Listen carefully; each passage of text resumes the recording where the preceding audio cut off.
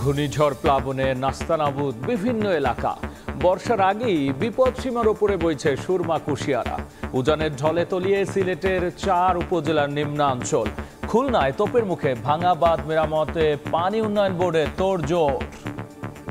সব বেঁচে গেছে আমাদের, যদি অন্তত কিছুটা বেঁচে থাকে। টেকসই ব্যবস্থাপনা সেই দিকে আমরা যাই না। 2022-এ এরকম বন্যা হয়েছিল, 1 ঘন্টা সময়ের ভিতরে সব একবারে পানিয়ে ভাসে গেছে। যে মানুষ রাস্তা থেকে দিয়ে দোকানে আসতো বা কোনো ভাই যাইতো, এই ধরনের কোনো জিও নাই। কোমর পানি, আঁটু পানি, গোলা পানি। এখন আমরা কোনো ভাই থাকবার জায়গা নেই। রেমালে ক্ষতিগ্রস্তদের নিজ হাতে ত্রাণ তুলে দিলেন প্রধানমন্ত্রী। পটুয়াখালীতে বললেন, ঘুরে দাঁড়াতে সবকিছুই করবে সরকার। আজকে ধারাবাহিকভাবে গণতন্ত্র আছে বলেই দুর্যোগ দুর্বিপাকে আমরা মানুষের পাশে দাঁড়াতে পারি। যাদের বাড়ি ঘর ভেঙেছে তারা যাতে ঘর বাড়িগুলি আবার মেরামত করতে পারেন, আবার নির্মাণ করতে পারেন, সেই ব্যবস্থাও ইনশাল্লাহ আমি করে দেব। অন্তত এইটুকু ভরসা আপনারা রাখবেন। দেখছিলেন প্রধান শিরোনাম। রাত 11টার সময় সঙ্গে আছি আমি গোলাম রাব্বি। এবার অন্যান্য শীর্ষ সংবাদ। লুটেরাদের কবলে দেশ, পরনির্ভরশীল করে অর্থনীতিকে ধ্বংস করছে আওয়ামী লীগ। অভিযোগ মির্জা ফখরুলের। বললেন, জোর করে ক্ষমতায় টিকে আছে সরকার। রাজধানীতে পানির জন্য হাহাকার। 1 মাস ধরে উত্তরা মিরপুরের বিভিন্ন এলাকায় সরবরাহে ঘাটতি। সংকট না কাটিয়ে আবারও দাম বাড়ানোর পায়তারা ওয়াসার। এবং রাজধানীতে এবার কোরবানি হবে প্রায় 25 লাখ পশুর। একদিনের মধ্যেই বর্জ্য অপসারণের নির্দেশ। ঈদে যানবাহনে বাড়তি ভাড়া আদায় বন্ধের তাগিদ সেতু মন্ত্রীর।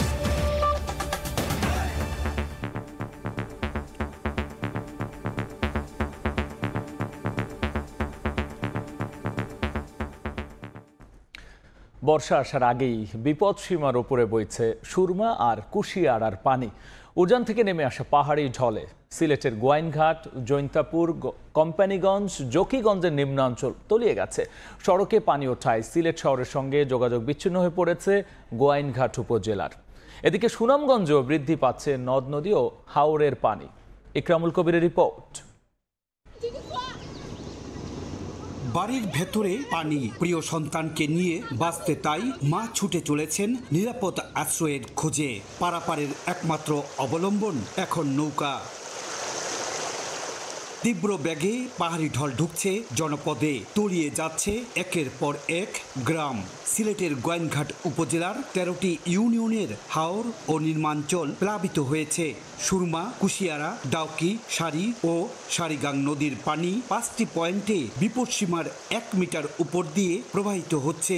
এছাড়া পানিতে শালুটিকর গোয়াইনঘাট সড়ক তলিয়ে যাওয়ায় যান চলাচল ব্যাহত হচ্ছে। উপজেলা সদরের সঙ্গে বিচ্ছিন্ন রয়েছে যোগাযোগ ব্যবস্থা। এদিকে এলাকার শিক্ষা প্রতিষ্ঠানগুলোতে আশ্রয় কেন্দ্র খোলার কারণে বন্ধ রাখা হয়েছে বিদ্যালয়ে পাঠদান। কোমর পানি, আঁটু পানি, গোলা পানি। মানুষ খুব বেনয়া মাঝে আছে। এখন কারিগর পানি তল করে গেছে। এখন আমরা কোনো ভাই থাকবার জায়গা নেই। মানুষ যাইরা আইরা বড় কষ্ট ওর গাড়ি লইয়া আইতে যাইতে। আমরা চাই যে এলাকাবাসী সবাই মিলিয়া এখানে একটা আশ্রয় কেন্দ্র হোক এই গ্রামের জন্য, এই এলাকার জন্য। স্কুলে যে আশ্রয় কেন্দ্রের মাঝে যাদের বাড়ি ডুবে গেছে তারা এসে পড়েছে, এজন্য আমরা চলে এসেছি। এদিকে পাহাড়ি ঢল ও ভারী বৃষ্টিপাতে সুনামগঞ্জেও বৃদ্ধি পাচ্ছে নদ নদীর পানি। এতে নদী তীর উপচে বিভিন্ন হাওরে ঢুকে পড়ছে পানি। প্লাবিত হতে শুরু করেছে নিম্নাঞ্চল। আগামী 72 ঘন্টা এসব নদীর পানি বৃদ্ধি পেতে পারে বলে জানিয়েছে পানি উন্নয়ন বোর্ড। ইকরামুল কবির, সময় সংবাদ। ঘূর্ণিঝড় রেমালের আঘাতে ভেঙে যাওয়া খুলনার পাইকগাছার একটি বেড়িবাঁধ বাঁশ দিয়ে মেরামতের পর টনক নড়েছে পানি উন্নয়ন বোর্ডের। স্থানীয়রা অভিযোগ করছেন, দীর্ঘদিনের দাবির পরও টেকসই করা হয়নি দেলুটি ইউনিয়নের তেলিখালী এলাকার এই বাঁধটি। ঘূর্ণিঝড় রেমালের তাণ্ডবে লন্ডভন্ড খুলনার উপকূল। সবচেয়ে বেশি ক্ষতিগ্রস্ত হয়েছে জেলার উপকূলীয় অঞ্চল দাকো, পাইকগাছা ও কয়রা। এখনো পানিবন্দী কয়েক হাজার মানুষ। অনেকে আশ্রয় নিয়েছেন রাস্তার পাশে বেড়িবাঁধের উপর। স্থানীয়রা 3 দিন ধরে পরিশ্রম করে পাইকগাছা উপজেলার দেলুটি এলাকায় ভাঙা বেড়িবাঁধের পাশে দিয়েছে বাঁশের পাইলিং। তাদের অভিযোগ নামকাও আসতে কাজের কারণেই বারবার ভাঙছে বাঁধ। দফায় দফায় দ্বারস্থ হবার পরও তোয়াক্কা করে না পানি উন্নয়ন বোর্ড বা জনপ্রতিনিধি কেউই।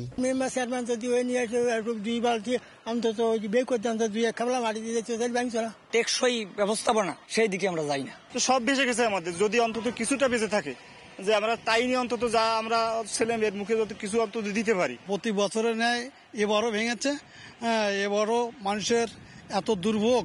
পানি উন্নয়ন বোর্ডের সাফাই নদীর গতিপথ পরিবর্তনের কারণেই বারবার ভাঙছে সব বাঁধ। নদীর স্কাউরিং হতে হতে এই পর্যায়ে আসছে। তারপরে আমি মাননীয় মন্ত্রী মহোদয়কে বলে আমি ওইখানে কিন্তু আমি জিও ব্যাগ ডাম্পিং করাচ্ছি, যাতে বাঁধটা ক্ষতিগ্রস্ত না হয়। আর এটা আমি করাচ্ছি।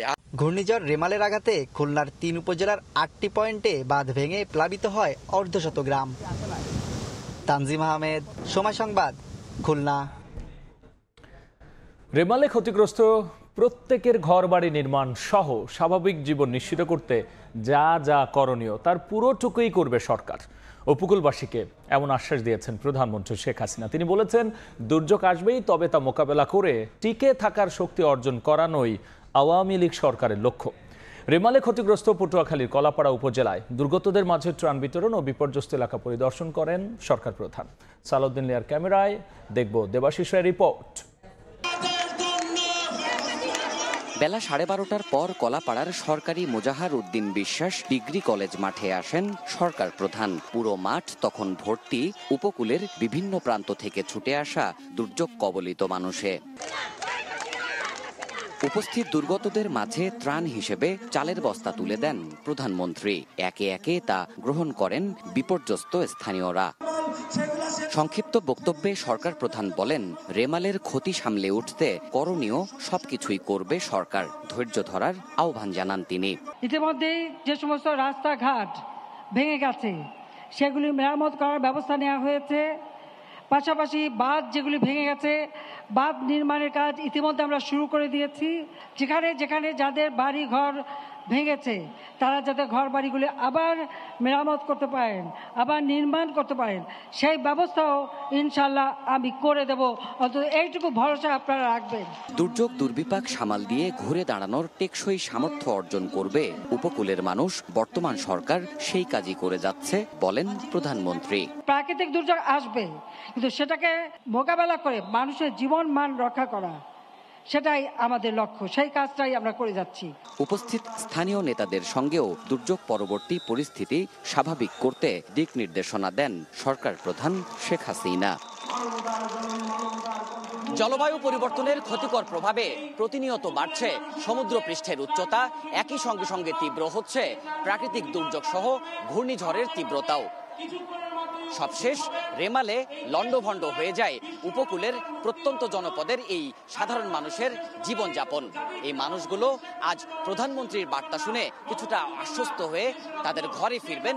সরকার প্রধান বললেন, আগামী দিনে দুর্যোগ সহনশীল বাস্তবতা গড়ে তুলতে দুর্গত মানুষদের পাশেই থাকবে আওয়ামী লীগ সরকার। দেবাশিস রায়, সময় সংবাদ, কলাপাড়া, পটুয়াখালী।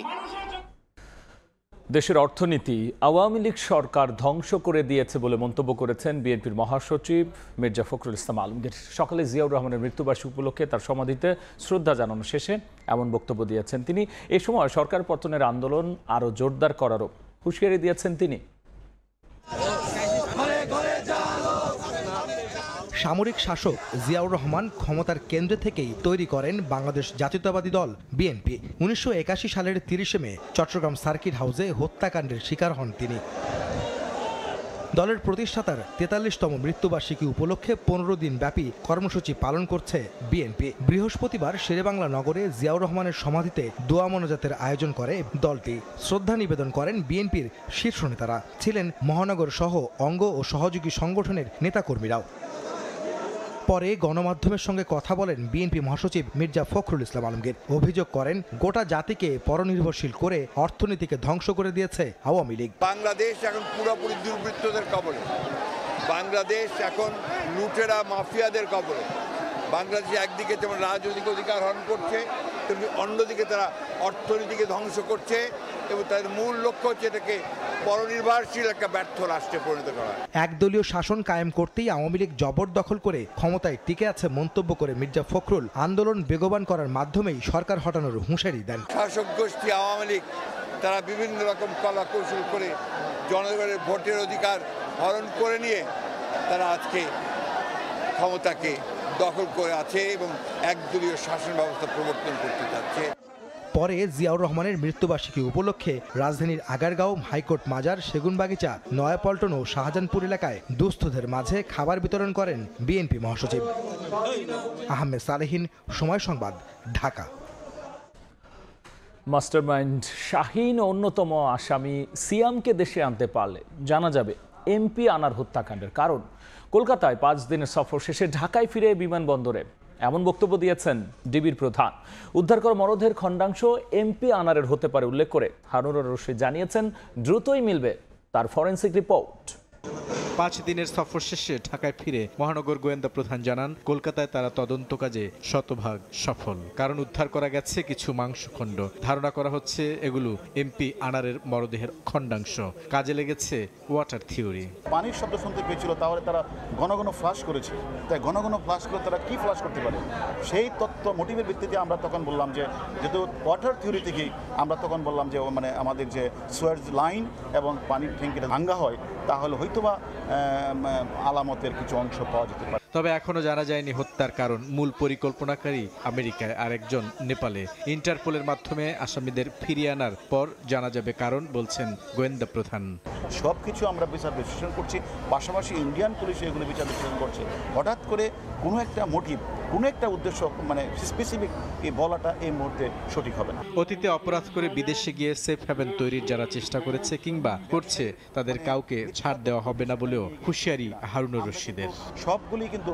বুলবুল রেজা, সময় সংবাদ, ঢাকা। পানির জন্য হাহাকার রাজধানীর বিভিন্ন এলাকায়। প্রায় ১ মাস ধরে পানির স্বাভাবিক সরবরাহ নেই। উত্তরার কয়েকটি সেক্টরে অসহনীয় গরমের সঙ্গে পানির সংকট দুয়ে মিলে দুর্ভোগ ঠেকেছে চরমে। এদিকে সংকট না কাটিয়েই জুলাই থেকে আবারও পানির দাম 10% বাড়ানোর ঘোষণা দিয়েছে ঢাকা ওয়াসা। নুরুল আলম নয়নের ক্যামেরায় দেখব তোহা খান তামিমের রিপোর্ট।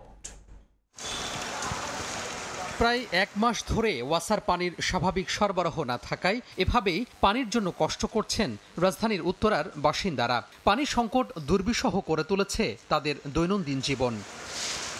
উত্তরার ৭ নম্বর সেক্টরে মাসখানেক ধরে পানির সমস্যা চললেও প্রকট আকার ধারণ করে গত ৫ দিন ধরে। সারাদিনে ১ ফোঁটাও পানি আসে না কল দিয়ে।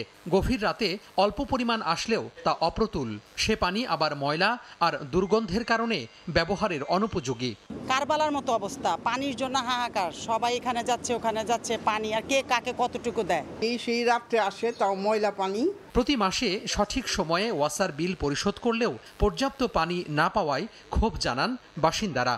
এলাকার বাসিন্দারা বলছেন যে এই পানির সংকটের কারণে তারা ওয়াসা থেকে যে পানির অর্ডার করেন সেটিও ২৪ থেকে ৪৮ ঘন্টা সময় লাগে এই ধরনের একটি গাড়ি আসতে। পানির বিলও আমরা দিয়ে যাচ্ছি, আবার এদিক থেকে ওয়াসা থেকে আমরা পানি কিনে ইউজ করছি। খাওয়া যাচ্ছে না, ওয়াশরুমে যাওয়া যাচ্ছে না। পানির স্তর নিচে নামায় এমন সংকট তৈরি হয়েছে জানিয়ে সেক্টর ৭-এর পাম্প লাইনম্যান জানান, ঘূর্ণিঝড় রেমালের কারণে বন্ধ রাখা পাম্প পুনরায় চালু হয়েছে। ঝড় তুফান গেছে না, ঝড় তুফানে মনে করেন বিদ্যুতের জন্য ওই পাম্পটা ৩ ঘন্টা, এই পাম্পটা 2 ঘন্টা, মোট ৫ ঘন্টা পাম্প বন্ধ ছিল। এদিকে এমন সংকটের মধ্যেই আগামী জুলাই থেকে আবারও পানির দাম বাড়ানোর সিদ্ধান্ত নিয়েছে ঢাকা ওয়াসা। তোহা খান তামিম, সময় সংবাদ, ঢাকা। পাচার হওয়ার টাকা ফেরত আনার সুযোগ দেওয়া হচ্ছে, আসছে বাজেটও। তবে বিদ্যমান 10% কর কতটা বাড়ছে তাই স্পষ্ট করেননি অর্থ প্রতিমন্ত্রী। দুপুরে সচিবালয়ে সাংবাদিকদের সঙ্গে আলাপকালে এই তথ্য জানিয়েছেন তিনি। নিত্যপণ্যের অসহনীয় দাম থেকে সাধারণ মানুষ যাতে স্বস্তি পায় সে বিষয়টিও সর্বোচ্চ গুরুত্ব পাবে এবারের বাজেটে। সরকারি সংস্থা টিসিবির হিসেবে বাজারে বর্তমানে প্রতি হালি ফার্মের ডিম বিক্রি হচ্ছে ৫০ থেকে ৫৫ টাকায়। ১ মাস আগে যার দাম ছিল ৪০ থেকে ৪২ টাকা। মাস ব্যবধানে ১৯% বেড়ে প্রতি কেজি দেশি পেঁয়াজ বিক্রি হচ্ছে ৭৫ থেকে ৮০ টাকায়। নিত্যপণ্যের ঊর্ধ্বমুখী দামে এপ্রিলে খাদ্যপণ্যে মূল্যস্ফীতি ছাড়িয়েছে ১০%। এমন প্রেক্ষাপটে আসছে বাজেটে দ্রব্যমূল্য সাধারণ মানুষের নাগালের মধ্যে আনাকেই সর্বোচ্চ অগ্রাধিকার দেওয়ার কথা জানালেন অর্থ প্রতিমন্ত্রী। বললেন, নিম্ন আয়ের মানুষকে স্বস্তি দিতে ফ্যামিলি কার্ডের মাধ্যমে বাড়ানো হবে স্বল্প মূল্যে খাদ্যপণ্য বিক্রি কার্যক্রমের পরিসর। জনসাধারণকে আমরা মূল্যস্ফীতিজনিত অভিঘাত থেকে আমরা কিভাবে তাদেরকে রক্ষা করব, তার জন্য তো সামাজিক সুরক্ষা কার্যক্রমের বিষয়টা আছে এবং এই প্রস্তাবিত বাজেটেও সেটা আরও বাড়ানো হচ্ছে। বাজেটে পাচার হওয়া অর্থ ফেরত আনা এবং কালো টাকা সাদা করার সুযোগ দেওয়ার বিষয়েও সরকারের অবস্থান স্পষ্ট করেন প্রতিমন্ত্রী। গতবারের মতোই হয়তো কিছু ছাড়ের ব্যবস্থা আছে, তো